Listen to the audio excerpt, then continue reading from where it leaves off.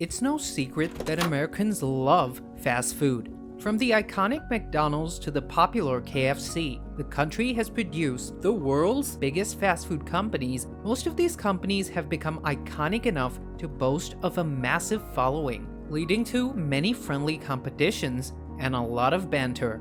Probably the most iconic is the competition between Kentucky and Louisiana, or in terms of fast food companies, KFC and Popeyes. But how did Popeyes come into the fray? And how did it take on the most popular fried chicken maker of all time? This is the story of Al Copeland, the founder of Popeyes. While Al Copeland was a charismatic and flamboyant personality to say the least, his story began with many challenges. His family was impoverished, and soon after he was born, his father left them. Due to financial problems, he had to drop out of school when he was only 16, and for a while, he worked as a soda jerk at a supermarket, an odd job that many young people did back then. Later, he joined Tasty Donut, a donut chain that his brother Gil partially owned. When he turned 18, he sold his car to buy one-shop location from his brother. This was Al's first step into a long entrepreneurial journey, introducing him to the restaurant and franchising business. For about 10 years, he worked and gained experience. Around the same time, KFC was strengthening its presence in Louisiana, particularly in New Orleans, where Al lived. His entrepreneurial spirit kicked in, and he decided to try his hand at running a fast food business. While many restaurants sold burgers, KFC was the only major fast food outlet that sold fried chicken, and he decided to compete against them. With this in mind, he used the money he had saved by running the donut shop and bought a place in the suburb of Araby in New Orleans. In 1972, he launched his first venture there, called Chicken on the Run. Many people don't know today that Chicken on the Run didn't sell the spicy fried chicken Popeyes is famous for today. Instead, Al initially sold chicken based on a traditional recipe, which unfortunately led to a huge failure in the beginning. The restaurant ran at a snail's pace for many months, and this was Al's first major failure in the fast food sector. However, he soon realized he had to make his restaurant stand apart from KFC, and he would need a unique menu, and this unique menu was exactly what was missing in Chicken on the Run's recipe for success. A cooler name would also help. And with this, the restaurant was rebranded as Popeyes, without an apostrophe. When asked later on why there was no apostrophe like in other brand names, Al would jokingly say that he didn't even have enough money to afford one. With Popeyes, he was determined to not repeat past mistakes, and so a spicier fried chicken recipe based on ethnic Cajun cuisine was now used.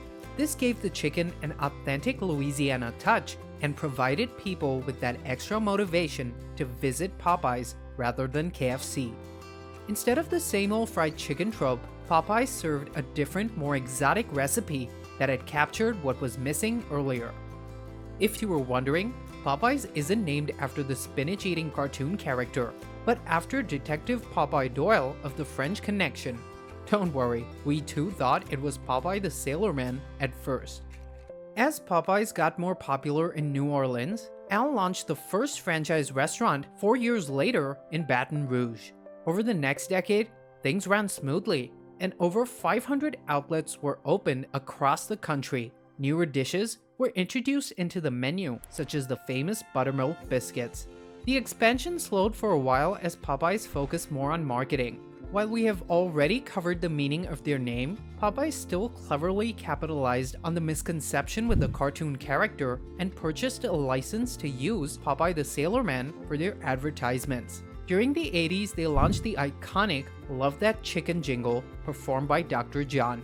Using many TV and radio ads, Popeyes started getting more popular across the country. However, as is the case with so many popular companies, they grow faster than they can sustain themselves. Unfortunately, this is what happened to Popeyes in 1991. They had an unpaid debt of $391 million, and Al had to file for bankruptcy. A court order approved a plan by a group of Copeland's creditors to create America's favorite chicken company, to act as a parent company for Popeyes and another chain called Church's Chicken. Soon enough, this company went public and raised enough money to operate, and a brand new plan was made to expand Popeyes into Asia and Australia further. Al bounced back from this failure, and his legacy is one that will endure for many years. He was very charismatic and became a hot topic for the Louisiana tabloids and local newspapers. He married 4 times. Each time, he never failed to host a flamboyant ceremony. He was also deep into powerboat racing and ran many teams in the tournaments. Later in his life, he invested in other places too, starting other standalone restaurants. Clearly, he had a thing for show and style. Perhaps this is why Al also started one of America's most popular comedy clubs, the Improv. Can you believe that? The Improv has given us some outstanding entertainment throughout the years. To top it off, let me tell you, Al's mansion in New Orleans was decorated with an elaborate display each year for Christmas, and residents look forward to it. Unfortunately, his story came to an end in 2008 when he passed away at 64.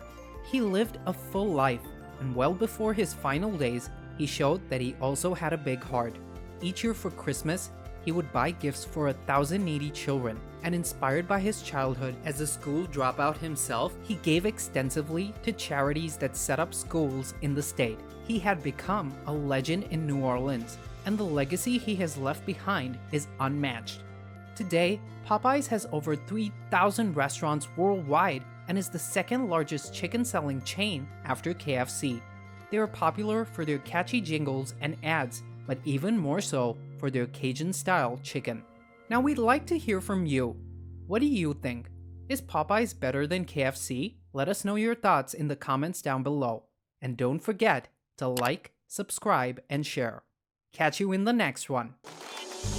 If you enjoyed this video, consider hitting the like and subscribe buttons. It does wonders for the YouTube algorithm, so more people can see our videos and so that you can be notified when we launch our next video. We try and put out at least one new one per week, and as you can imagine, the research and editing alone of these type of videos takes us close to 18 hours. So we would really appreciate it if you could also check out our Patreon. For just $1 a month, you can support our work. We produce over 12 videos per month, so that is literally 8 cents per video. Thank you so much, and we'll see you at our next unmasking.